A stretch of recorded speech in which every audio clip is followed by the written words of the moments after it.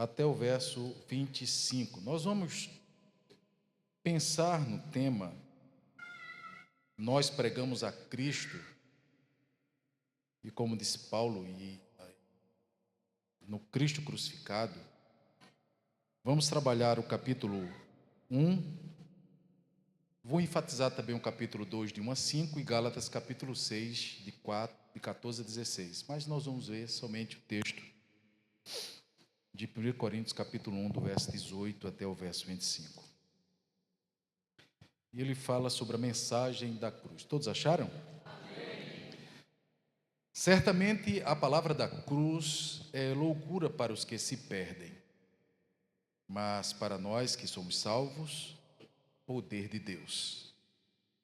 Pois está escrito: destruirei a sabedoria dos sábios e aniquilarei a inteligência dos instruídos. Onde está o sábio? Onde está o escriba? Onde o inquiridor deste século? Porventura não tornou Deus louca a sabedoria do mundo? Visto como na sabedoria de Deus o mundo não o conheceu por sua própria sabedoria, aprouve a Deus salvar os que creem pela loucura da pregação. Porque tanto os judeus pedem sinais, como os gregos buscam sabedoria. Mas nós pregamos a Cristo crucificado, escândalo para os judeus, loucura para os gentios. Mas para os que foram chamados, tanto judeus como gregos, pregamos a Cristo, o poder de Deus e sabedoria de Deus. Porque a loucura de Deus é mais sábia do que os homens, e a fraqueza de Deus é mais forte do que os homens. Que Deus nos instrua nesta noite. Pai, nós queremos também orar e pedir que, por meio desta graça poderosa, o Senhor venha falar ao nosso coração, que o Teu Espírito, ó Deus amado, traga à nossa mente, o nosso coração, cativa a Sua palavra, que possamos, ó Deus amado, compreender a Tua palavra e possamos atender ao chamado da pregação de Cristo crucificado. E que outra mensagem, ó Deus amado, não seja tida como mais importante para nós, na Tua igreja, na boca do Teu povo. Cristo somente, e somente Ele. Louvamos o Teu nome, em nome de Jesus. Podem sentar, irmãos.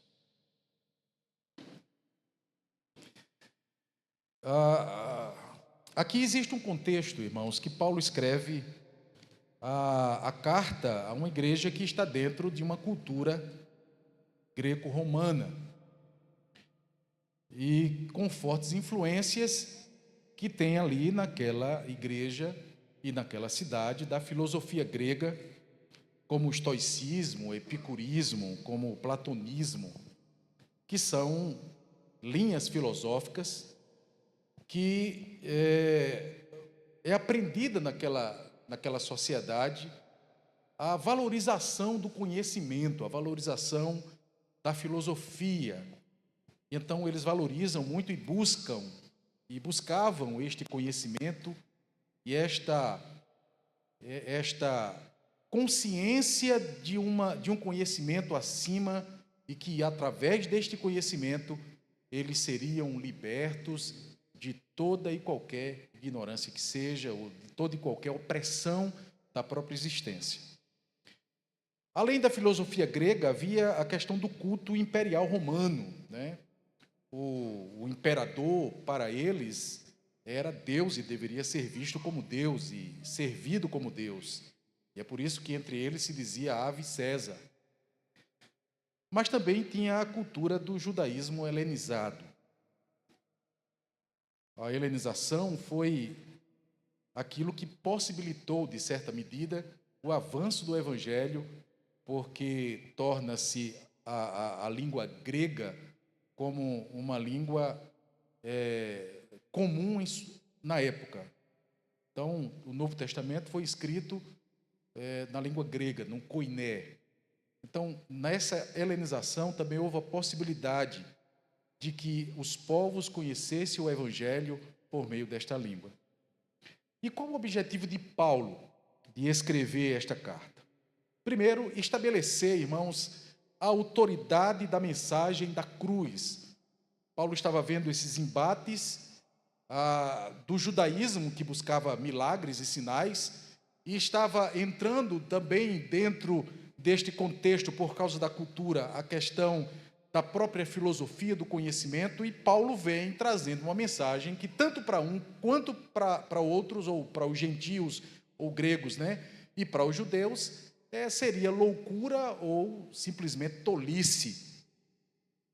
E ele vem estabelecer a autoridade da mensagem da cruz, trazendo contraste entre esta sabedoria que os gregos buscavam e esta força que os judeus queriam. Ele queria unificar a igreja em torno de Cristo. Então, a carta de Paulo aos Coríntios é uma resposta às divisões e às controvérsias que havia na igreja primitiva. E neste capítulo, irmãos, Paulo ele aborda a questão da pregação e o conteúdo da mensagem cristã. Qual deve ser a mensagem? Pretende, então, abordar nessa exposição sobre a simplicidade da mensagem apontada ou apontando para a pessoa de Cristo. Eu quero falar sobre a simplicidade da mensagem, eu quero falar sobre o conteúdo da mensagem, e eu quero falar exatamente o poder da cruz e a missão da igreja, que é o testemunho do Evangelho da glória de Deus. Vamos ver primeiro a questão da simplicidade da mensagem. Versículos 22 e 23, ele diz o seguinte: porque tanto os judeus pedem sinais, como os gregos buscam sabedoria. Mas nós pregamos a Cristo. Paulo está dizendo que ele não tinha o interesse de se adequar às exigências que os judeus e que os gregos pediam. Tanto que no capítulo 2, Paulo fala exatamente sobre isso. Então, Paulo mostra que a pregação cristã não se baseia em sinais, não se baseia em nada que seja humano, mas que simplesmente está na pessoa de Cristo. A mensagem do Evangelho está em Cristo, está na pessoa de Cristo, está na obra de Cristo e somente. E Paulo expõe que a mensagem da cruz deve ser o centro da pregação cristã. Vamos ver. Os judeus esperavam que o Messias, irmãos, realizasse sinais e maravilhas para comprovar a sua autoridade. E vocês devem lembrar que, olhando para o Evangelho, eles sempre se chegavam a Jesus e pedindo que ele fizesse milagres, pedindo que ele fizesse sinais, para que ele mostrasse que ele de fato era o Messias. Então, a mensagem da cruz não se encaixava na expectativa dos judeus, não se encaixava naquilo que ele esperava, a razão pela qual Paulo expõe por que os judeus tropeçaram na cruz. A cruz serviu como pedra de tropeço para eles. Eles buscavam exatamente tudo isso, mas Jesus nunca fez nenhum sinal com a intenção de agradar aos homens.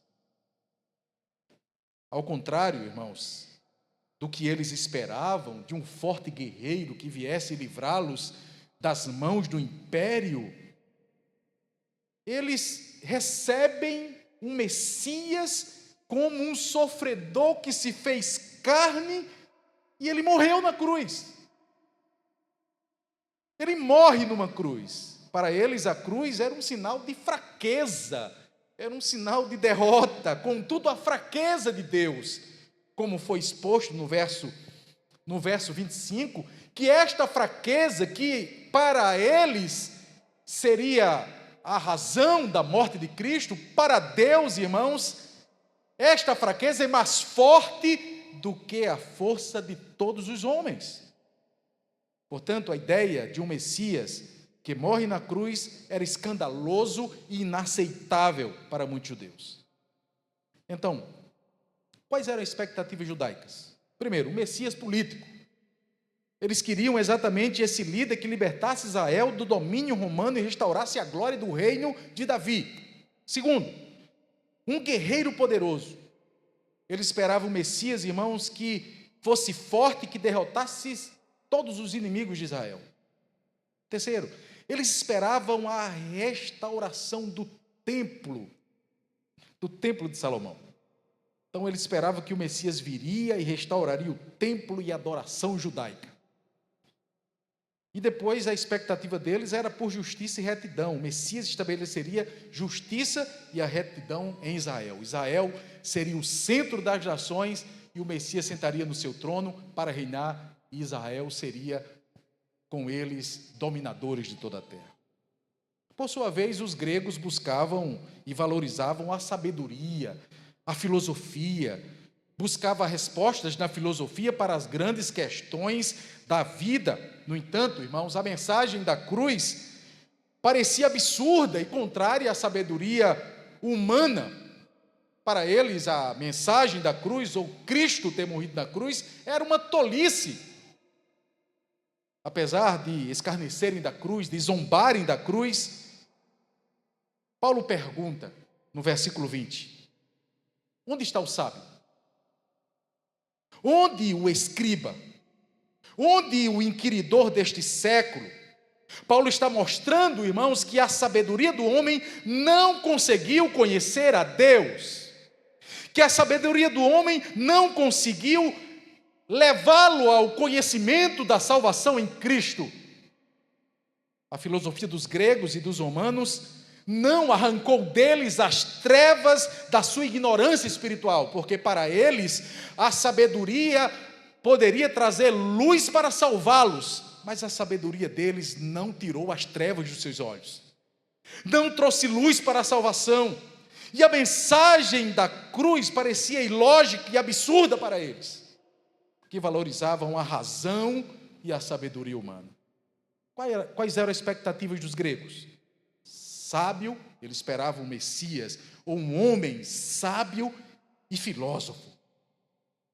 Os gregos esperavam um líder que fosse sábio e que fosse capaz de ensinar verdades universais, que pudesse ficar ali falando e as pessoas, como os filósofos, que se sentam em suas cadeiras, acendem os seus charutos e estão ali fumando e dizendo as suas frases de efeito para impactar as pessoas.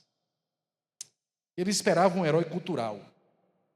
O Messias seria um herói cultural que unisse a humanidade e um salvador espiritual. Eles esperavam que esse Messias salvaria as almas humanas da ignorância. Não era do pecado, era da falta de conhecimento, que esta falta de conhecimento trazia sofrimento. Por que a cruz foi escândalo? São perguntas que a gente precisa fazer. Foi escândalo porque a morte na cruz é vergonhosa. A cruz era uma forma de execução reservada para criminosos e escravos, considerada vergonhosa e desonrosa, e como o Cristo que eles esperavam foi a cruz. Para eles é escândalo a cruz porque é um fracasso político. Esse herói que deveria vir, este salvador político, fracassou. Jesus não cumpriu as expectativas políticas dos judeus. Não liderou uma revolta contra os romanos. Eles esperavam aquele camarada que viesse trazer uma revolta e que juntasse o povo e que viesse contra o império. A cruz é escandalosa porque a morte, o fracasso tomou o lugar da glória que o Messias deveria vir. A cruz significava morte e derrota. em vez de glória e triunfo. E o contraste com a sabedoria humana, assim como os gregos pensavam. Então a mensagem da cruz contradizia a sabedoria humana que buscava poder, riqueza e fama. No entanto, irmãos, o que está exposto por Paulo aqui é que a cruz é o centro da mensagem cristã. A cruz revela o amor de Deus e a redenção pela fé em Jesus Cristo, não a outra mensagem, como Paulo disse, porque a mensagem da cruz é poder para a salvação de todo aquele que crê. Deus se revela aos homens pela simplicidade, pela loucura da pregação aos olhos dele, que contrasta com a sabedoria humana, que é frágil e tola diante de Deus. Pois está escrito no verso 19 e 21, destruirei a sabedoria dos sábios e aniquilarei a inteligência dos instruídos, visto como na sabedoria de Deus o mundo não o conheceu por sua própria sabedoria. O mundo não conheceu a Deus buscando na sua própria intelectualidade, na sua própria filosofia. Os livros da filosofia, os pensamentos filosóficos não levaram os homens ao conhecimento da salvação. Aí Paulo conclui: mas aprove a Deus, foi da vontade de Deus salvar os homens pela loucura da pregação. Não pela sabedoria, mas pela loucura da pregação. E a loucura da pregação é Cristo crucificado. Com isso, irmãos, Deus estabelece o Evangelho como instrumento para a salvação. Como bem colocou Tim Keller, ou Timothy Keller, que a mensagem do Evangelho nos humilha, porque não exige nenhum sacrifício ou obras dos homens, não exige nada de nós. A mensagem do Evangelho não é aquilo que eu faço, não é aquilo que eu provoco, não é aquilo que eu construo, não são as minhas obras. A mensagem da cruz, a mensagem do Evangelho é Cristo crucificado, é Cristo que morreu, é Cristo que pagou, é a graça de Cristo, é o poder de Cristo, é a salvação de Cristo, é as obras de Cristo, são os méritos de Cristo. E isto nos humilha, porque o homem está acostumado a ter as coisas pelos seus méritos. Eu tenho que merecer, eu tenho que fazer alguma coisa, eu tenho que agradar a Deus. E a mensagem do Evangelho não é sobre isso. A mensagem do Evangelho é sobre Cristo. É Cristo que de forma graciosa nos oferece o dom da salvação pelo seu profundo e grandioso amor. E nós somos aqueles que somente somos receptores desta graça pela fé. E acrescento, irmãos, que nos humilha porque não exige conhecimento ou sapiência humana, como pregavam os gnósticos. A salvação não é o resultado de um conhecimento elevado dos homens, mas uma revelação que é dada pela graça. E Paulo acrescenta dos versos 30 a 31, mas vós sois dele, em Cristo Jesus, o qual se nos tornou, da parte de Deus, sabedoria, justiça, santificação e redenção, para que, como está escrito, aquele que se glorie, glorie-se no Senhor. O que Paulo está dizendo é que nele nós alcançamos tudo o que precisamos para a eternidade. Então ninguém pode olhar para si mesmo e dizer glórias a mim. Mas por causa da obra de Cristo, nós só podemos dizer glórias ao Senhor. Glórias a Cristo, glórias ao Cordeiro, glórias ao eterno Filho de Deus. Paulo acrescenta que Jesus Cristo crucificado é o centro da mensagem cristã. Quando alguém olha para Jesus, irmãos, vê nele o poder de Deus, o milagre que os judeus esperavam, O sinal que os judeus esperavam e precisavam, na verdade, não era de natureza física, não era de natureza miraculosa, não era algo sobrenatural, mas era conhecer a Cristo. O milagre que eles precisavam era conhecer a Cristo. Por isso que no capítulo 2, Paulo veio dizer: eu não vim até vocês com linguagem de sabedoria, mas no poder do Espírito Santo. Ele está dizendo que ele veio no poder do Espírito, na questão de se dizer de que o Espírito Santo é aquele que de fato opera o milagre no coração dos homens, porque o Espírito muda o coração, o Espírito converte, o Espírito regenera, o Espírito salva, e isto é poder de Deus. Deus tirar um homem da condição de pecador, da condição de culpado, na condição de inimizade, e agora trazê-lo à condição de filho, à condição de justificado, de regenerado, de santificado. Isso é obra do Espírito.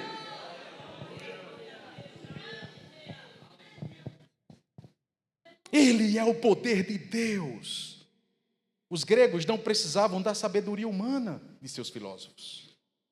A cruz, irmãos, era o que eles precisavam.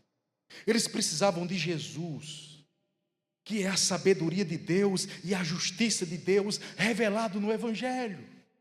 A cruz é o símbolo do amor e do sacrifício de Deus. Mas eles olharam para a cruz, não olharam para a cruz do ponto de vista de Deus.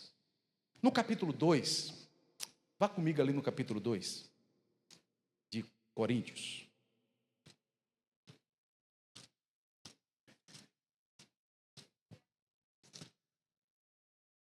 Paulo ele vai dizer: eu, irmãos, quando fui ter convosco, anunciando-vos o testemunho de Deus, não o fiz com ostentação de linguagem ou de sabedoria. Eu não vim aqui para tornar-me um filósofo ou um orador eloquente para vocês. Usando isso, não quer dizer que Paulo não era um camarada super conhecedor. Paulo foi preparado em escolas específicas. Paulo era um fariseu com um conhecimento elevadíssimo. Mas Paulo está dizendo: eu não me utilizei de sabedoria humana, eu não me utilizei de filosofias humanas. Mas ele diz, porque eu decidi deixar este conhecimento todo, deixar toda esta filosofia de lado, para saber senão de Jesus. Paulo disse: o conhecimento que eu passei para vocês não foi o conhecimento da sabedoria humana, mas foi Jesus Cristo, e Jesus Cristo crucificado. Eu trouxe a vocês Cristo crucificado. Eu não vim até vocês como filósofo em toda a grandeza e pompa daqueles que se apresentam nas praças públicas ou sentados em suas cadeiras mostrando a sua sabedoria. Pelo contrário, eu vim até vocês em fraqueza, em humildade, em temor e grande tremor. E ele disse: a minha palavra e a minha pregação não consistiram em linguagem persuasiva de sabedoria. Eu não vim aqui tentar ganhar vocês pelo conhecimento. Sabe por quê, irmãos? Porque como os filósofos conquistavam o público com a sua sabedoria, os homens olhavam para os filósofos como homens de grande sabedoria. Os filósofos, eles cresciam diante do olhar dos homens. Paulo, no entanto, ele prefere descer todos os degraus da humildade para apresentar somente Cristo, porque Cristo deve ser a mensagem anunciada e a glória que deve ser vista na mensagem. E ele vai dizer: eu não vim com as minhas palavras ou pregação não consistiam em linguagem persuasiva de sabedoria, mas em demonstração do Espírito e de poder, para que a fé de vocês não se apoie em sabedoria humana, e sim no poder de Deus. Paulo destaca que a mensagem da cruz é contrária à sabedoria humana, mas é o poder de Deus para a salvação. A cruz é um ponto de tensão entre a sabedoria divina e a sabedoria humana. Agora imagine, na capital da filosofia, na capital do conhecimento, Paulo decide pregar a mensagem que contraria toda a sabedoria humana: a cruz de Cristo. A morte de Cristo não é uma doutrina que está na periferia do Evangelho, não é algo que está nas laterais do Evangelho, ela está no centro do Evangelho, ela é o centro do Evangelho, a cruz é o centro do Evangelho, ela não é um apêndice da fé cristã, ele não está no final do livro, mas ele está no começo, no meio e no fim do livro, porque Cristo é, de Gênesis a Apocalipse, do começo ao fim, o centro da mensagem do Evangelho. Quando a igreja se distancia desta mensagem, irmãos, ela perde a essência do Evangelho. Nós não podemos esquecer que o Evangelho não é sobre nós, não é sobre os homens, não é sobre o conhecimento humano, mas o Evangelho é sobre Cristo. Eu falei hoje à tarde que hoje o que mais vemos, irmãos, é cultos voltados aos homens. São pessoas que querem vir ao culto para escutar algo que agrade ao seu coração e aos seus olhos. São homens com coração egoísta que buscam exatamente aquilo que vai afagar o seu coração. E eles querem tirar a glória de Cristo, porque Cristo, como eu falei hoje, é o conteúdo da mensagem, é a autoridade da mensagem e é o destino da mensagem. Nós não podemos tirar a glória de Cristo do culto. E o pior, irmãos, é que Timóteo já alertou sobre, Paulo escrevendo a Timóteo já alertou sobre isso, que nos últimos dias as pessoas não queriam dar ouvidos à sã doutrina, mas eles acumulariam para si homens segundo o seu coração para ouvir aquilo que eles querem, ou seja, eles moldam os pregadores para si. O pregador que eu mais gosto é fulano de tal. Eu disse hoje de tarde que tem alguns coachings por aí, não vou citar o nome porque está sendo gravado, que as pessoas vão lá, teve no Recife agora há pouco, as pessoas pagam R$180 para assistir um cara afagar seu coração. E as pessoas pagam, porque são pessoas que moldaram os pregadores que eles querem ouvir. Não tem diferença do que acontece lá quando o povo de Israel estava no deserto. Quando eles clamaram por um bezerro de ouro. Sabe o que é que os pregadores de hoje fazem? Vocês querem um bezerro? Me dê o ouro que eu faço. Eu dou aquilo que vocês querem. Vocês querem? Então me dê. Eu faço o que vocês querem. E isso, irmãos, é vergonhoso, porque é tirar Cristo do centro. Paulo, no entanto, deixa claro que ele não foi a Corinto em busca desse público. Paulo não queria agradar aos homens, não foi em busca dessa glória. Ele foi a Coríntio, irmão, para glorificar a Deus e pregar o Evangelho de Cristo, porque somente ele disse: eu quero que vocês saibam somente de Cristo, somente Cristo é o que me interessa. A paixão de Paulo é o Evangelho da glória de Cristo. Anunciar Cristo deve ser a vida da igreja, a paixão da igreja deve ser Cristo, o poder da igreja é Cristo, a ambição da igreja é Cristo, a esperança da igreja é Cristo. A pregação, ela não deve ser um espetáculo que apresenta o pregador, mas o teatro que mostra a glória de Cristo. Conta-se, irmãos, de uma igreja com vitrais em toda ela, assim como essa igreja com os vitrais, tinha vitrais atrás e no vitral havia uma cruz. Mas havia um pregador que constantemente pregava, que era o pastor da igreja, que ele era muito alto, tipo o pastor Jonatas. E as pessoas ouviam ele pregar e se acostumavam, mas teve um dia que chamaram um pastor como eu, pequenininho. E as pessoas viram a cruz estampada a beleza da cruz estampada lá no vitral. E nesse dia, uma criança chegou para a mãe e disse: mamãe, cadê aquele pregador que quando se levanta esconde a cruz? Essa ilustração deve ecoar no nosso coração, na nossa mente. Porque a pregação não é informações eloquentes para encher a mente e mostrar o conhecimento do pregador. Aquele que prega não deve ter a intenção de mostrar-se ao povo para mostrar a sua pregação, não é mostrar os seus talentos, mas a glória da pregação é Cristo. As pessoas devem ver a cruz na pregação, devem ver a glória de Cristo na pregação. Paulo mostra como ele não quis apresentar-se a eles. A minha palavra e a minha pregação não consistiram em linguagem persuasiva de sabedoria. Paulo não ostentou linguagem de sabedoria como os gregos esperavam. Ele não chegou como filósofo, mas chegou como testemunha. Testemunha de Cristo. E mais, em fraqueza, temor e grande tremor, foi como Paulo chegou. Paulo mostra, irmãos, que o evangelho é tão sublime,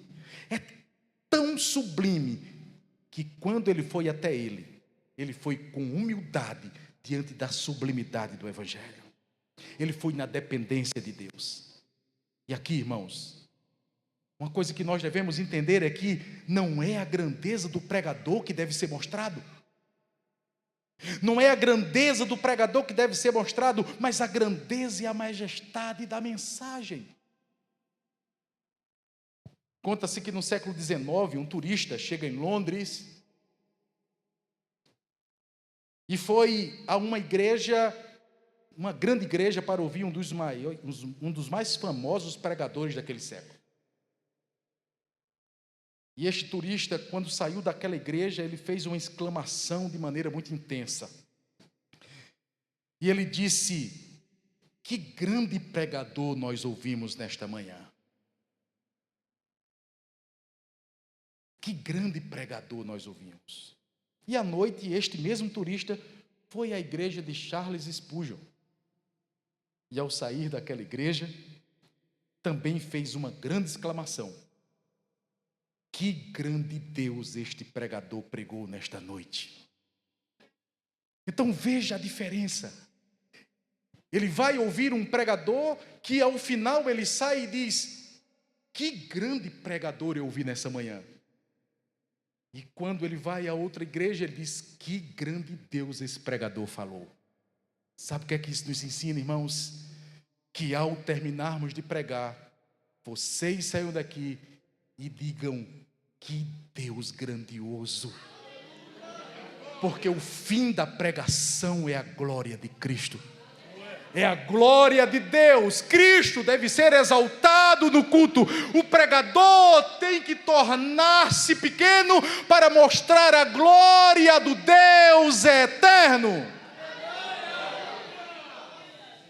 Esse é o evangelho que devemos pregar. E é desse evangelho que precisamos. Que mostre a glória de Deus. Que mostre a glória da graça da cruz. Um bom sermão, irmãos, pode mostrar a destreza e a beleza de uma excelente retórica. Mas o verdadeiro sermão deve apresentar o evangelho que realiza a mudança de vida. A pureza e a simplicidade do evangelho mostra a glória de Cristo.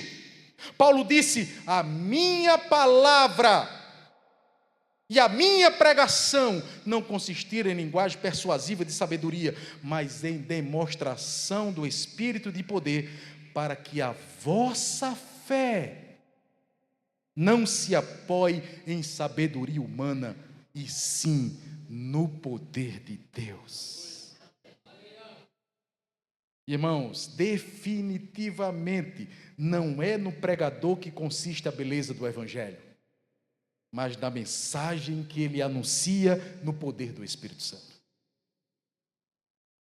Agora nós vamos ver sobre o conteúdo da mensagem.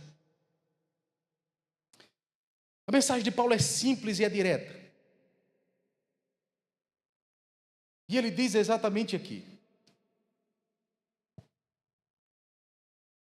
porque tanto os judeus pedem sinais como os gregos buscam sabedoria. Mas nós pregamos a Cristo. O quê? A Cristo crucificado. Este é o conteúdo da mensagem. É o conteúdo da mensagem, é o conteúdo do Evangelho. Cristo crucificado. Aos Gálatas, capítulo 6, do verso 14 e 16. Paulo, irmãos, ele traz para nós algo muito sublime. E ele diz o seguinte: mas longe esteja de mim gloriar-me, senão na cruz de nosso Senhor Jesus Cristo, pela qual o mundo está crucificado para mim e eu para o mundo. Pois nem a circuncisão é coisa alguma, nem a incircuncisão, mas o ser nova criatura. E a todos quantos andarem de conformidade com esta regra, paz e misericórdia sejam sobre eles e sobre Israel de Deus. Paulo está dizendo: eu não tenho em outra coisa do que me gloriar. Eu me glorio na cruz de Cristo. Eu me glorio na cruz de Cristo. A glória de Paulo não era o seu trabalho apostólico. A glória de Paulo não era as igrejas que ele abria, não eram as igrejas que ele fundava, não era o número de pessoas que ele levou ao Evangelho, mas a obra da graça de Deus, demonstrada na cruz de Cristo. E por que Paulo se gloria na cruz de Cristo? E aqui eu quero ser breve. Porque por meio da morte de Cristo, ele foi perdoado dos seus pecados. Ele foi reconciliado com Deus. Ele foi justificado e não há mais condenação eterna. Não há mais culpa. Nós estamos livres da condenação. Quando ele escreve aos Romanos, ele diz: portanto, agora nenhuma condenação há para aqueles que estão em Cristo Jesus. Ele se gloria na cruz, irmãos, porque todos os seus pecados foram apagados. Só quando reconhecemos que somos pecadores incapazes de agradar a Deus e que não podemos alcançar a salvação por nós mesmos, somente pela cruz, ela se tornará o motivo da nossa exaltação. Ela será o lugar onde dizemos: eu me glorio na cruz de Cristo. Foi pela cruz de Cristo onde Deus manifestou o seu mais sublime amor. Foi na cruz onde a justiça de Deus mostrou o seu esplendor. Foi pela cruz que o caminho de volta para Deus se tornou possível. Sabe por que Paulo se gloriava na cruz? Porque por meio da cruz que morremos para o mundo e o mundo morre para nós. Quando Cristo foi ao Calvário, nós fomos com Ele. Fomos crucificados com Ele, e o mundo perde o seu encanto para nós quando nos encontramos com Cristo, quando nos deparamos com a cruz. Não há nada mais nesse sistema caído que deve fazer sentido para nós. O mundo não faz sentido, o pecado não deve fazer sentido para nós. Pois a cruz nos emancipou, quebrou as cadeias, nos deixou livres do pecado. O pecado não tem mais domínio sobre nós, não tem mais domínio sobre nós, não tem mais poder sobre nós, porque fomos libertos em Cristo Jesus.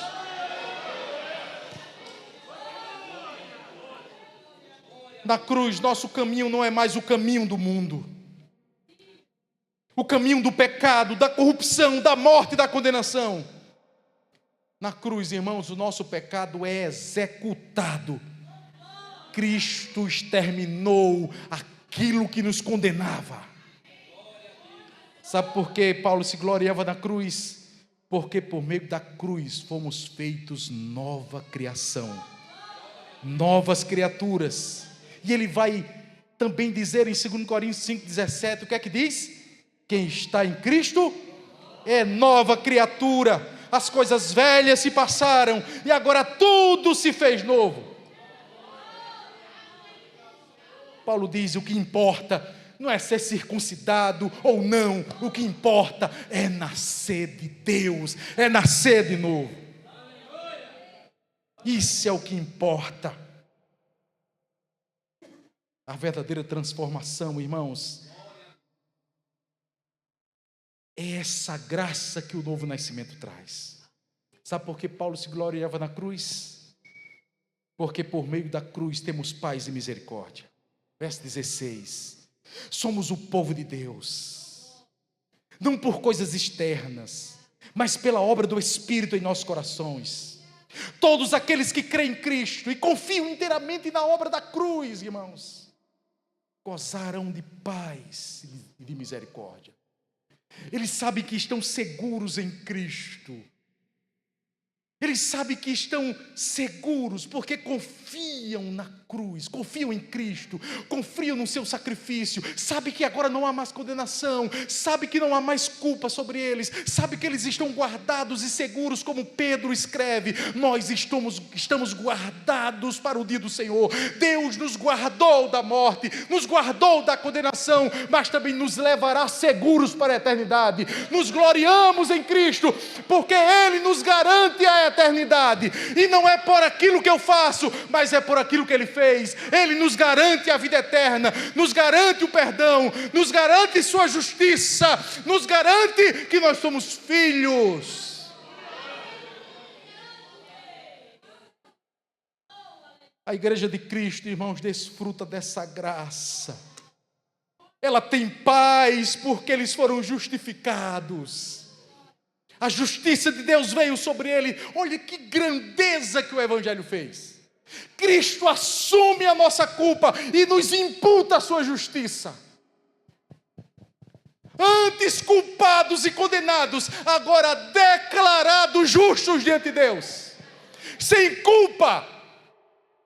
E não somente inocentes diante de Deus, mas filhos de Deus. Agora me diga uma coisa: qual é o juiz que, dando sentença favorável a alguém que cometeu um crime, tirando a culpa de sobre ele, chamaria-o de filho? Você agora é meu filho. Nenhum juiz faz isso. Quando Cristo ofereceu a sua vida e Deus nos ofereceu o perdão dos pecados, Ele nos chamou e nos adotou como filhos. Nós somos filhos de Deus, não somente sem culpa, mas agora filhos de Deus, justificados por meio da fé, glorificados em Cristo, como Paulo diz no capítulo 8 de Romanos, porque isto é uma certeza. Nós gozamos desta graça, nós temos paz, gozamos de misericórdia, porque no dia da ira de Deus, nós encontraremos refúgio nas sombras das suas asas. Se Deus não tivesse manifestado misericórdia ao seu povo, irmãos, jamais gozaríamos dessa paz. Em terceiro lugar, e último, o poder da cruz e a missão da igreja.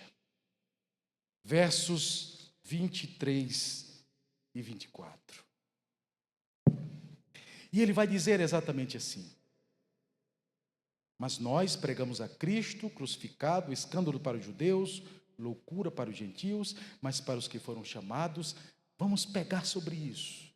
Tanto judeus como gregos, pregamos a Cristo. Poder de Deus e sabedoria de Deus. Nós pregamos a Cristo. Essa é a missão da igreja. Pregamos a Cristo. Pregamos o poder de Cristo. Pregamos a graça de Cristo. Irmãos, no mundo tem várias religiões, com diversas formas de pensar a vida. Mas na verdade só existe dois tipos de religião para pensar a salvação. Só existe dois tipos de religião. Existe a religião que pensa que a salvação é meritória. É por aquilo que eu faço, que o homem é capaz de salvar a si mesmo, pelas suas obras, pelos seus ritos, pelas práticas religiosas. Tem gente que acha que merece a salvação. E vou dizer, pior, é que dentro do povo de Deus tem gente que acha que merece a salvação, que tem que fazer alguma coisa para merecer o céu. E não é difícil nós escutarmos no meio cristão dizendo: irmãos, tenha cuidado, senão você perde a salvação. Eu estou fazendo por onde chegar diante de Deus. Não é difícil escutar isso. Eles acreditam que podem alcançar a bem-aventurança e o favor da divindade por méritos próprios, por aquilo que ele faz. Por outro lado, irmãos, existe o cristianismo histórico e bíblico, que afirma exatamente o contrário. No cristianismo bíblico, o homem é incapaz de salvar-se. Não pode fazer nada para isso. Não existe nada que você possa fazer que possa agradar a Deus. Não existe nada que você possa fazer para alcançar a salvação. Nada. Isso nos humilha.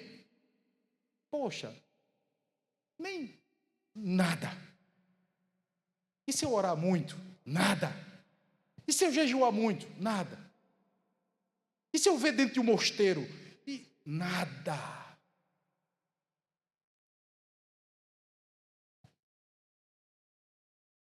Nada pode ser adicionado à cruz, irmãos. Nada. Pois ele está morto, como disse Paulo, em seus delitos e pecados. O homem não pode por si mesmo encontrar a Deus. E por isso não pode, muito menos, se aproximar desse Deus santo e glorioso e maravilhoso, baseado nos seus méritos, nas suas obras. No cristianismo bíblico, não é o homem que vai a Deus, é Deus que vem ao encontro do homem. Não é o homem que faz alguma coisa para Deus, é Deus que fez o principal pelo homem. No cristianismo bíblico, é Deus quem morre, não é o homem que morre. É Deus que vem, não é o homem que vai. No cristianismo bíblico, é a obra de Cristo, não é a obra do homem. No cristianismo bíblico, é o mérito de Cristo, não é o mérito do homem. E isso nos humilha. Nos humilha. No cristianismo bíblico, é Deus que vem. João 3,16 é claro. Porque Deus amou ao mundo de tal maneira que deu o seu Filho unigênito, para que todo aquele que nele crê não pereça, mas tenha a vida eterna. É Deus quem envia o seu Filho. É o Filho que vem.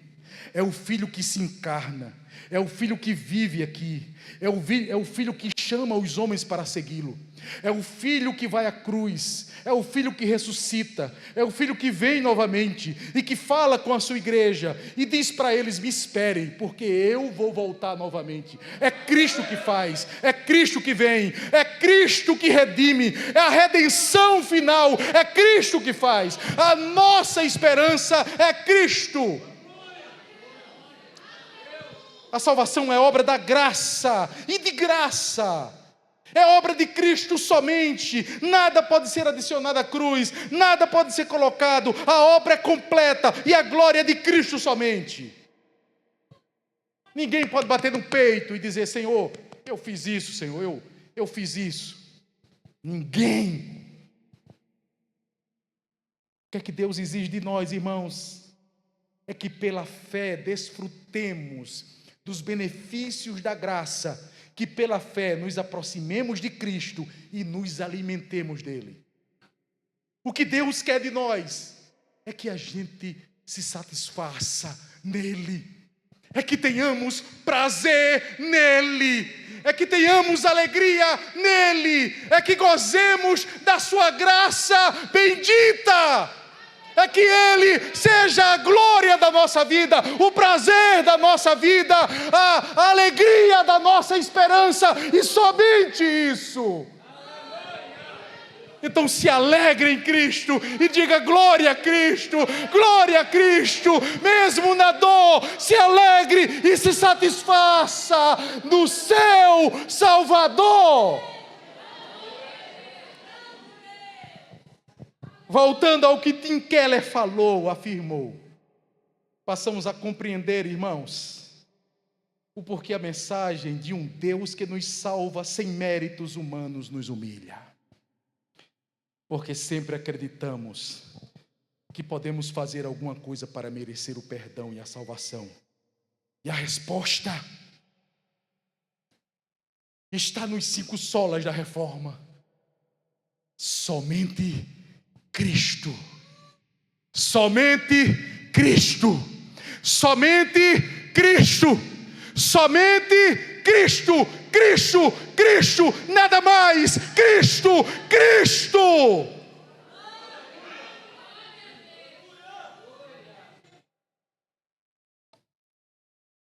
Cristo. E qual é a missão da igreja?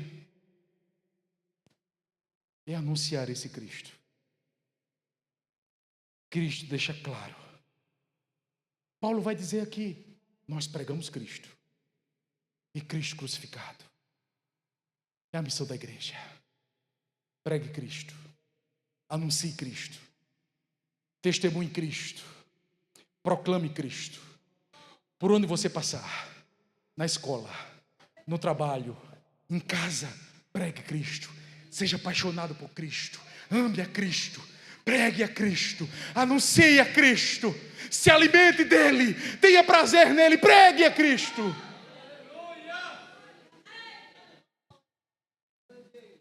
No finalzinho de Lucas, Jesus já partindo, depois da sua ressurreição, depois de andar vários dias com os seus discípulos, ele chama os discípulos, capítulo 24 de Lucas, de 45 a 48, ele vai dizer: então lhes abriu o entendimento para compreenderem as Escrituras.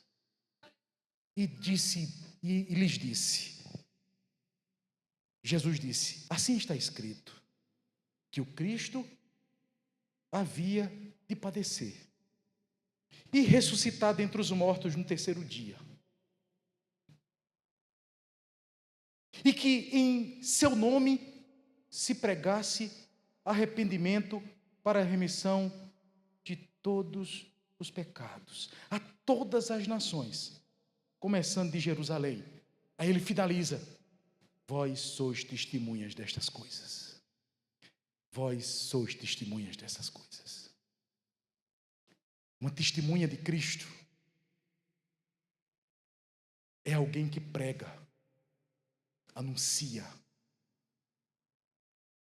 Uma testemunha de Cristo é alguém que proclama, que anuncia, que fala. Testemunhar está ligado a proclamar. Atos 1:8. Ele vai dizer isso, vai explicar. Mas recebereis poder ao descer sobre vós o Espírito Santo. E vocês serão minhas testemunhas em Jerusalém, na Judeia, Samaria e em todos os confins da terra. Vocês vão ser testemunhas. E não era testemunha para andar dizendo: olha aí os crentes.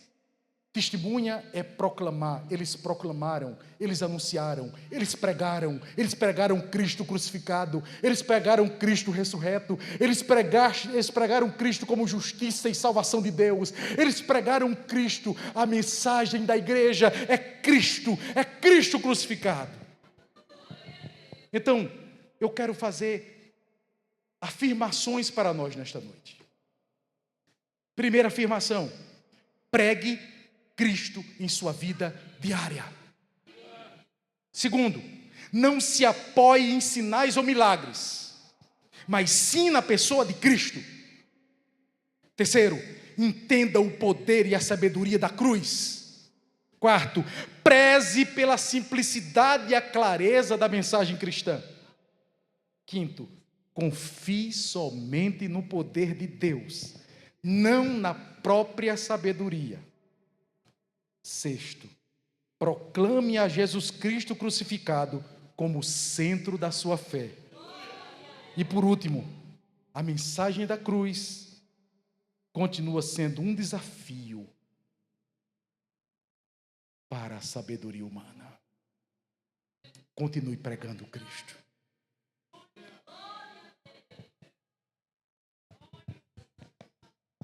Fique de pé para a gente orar.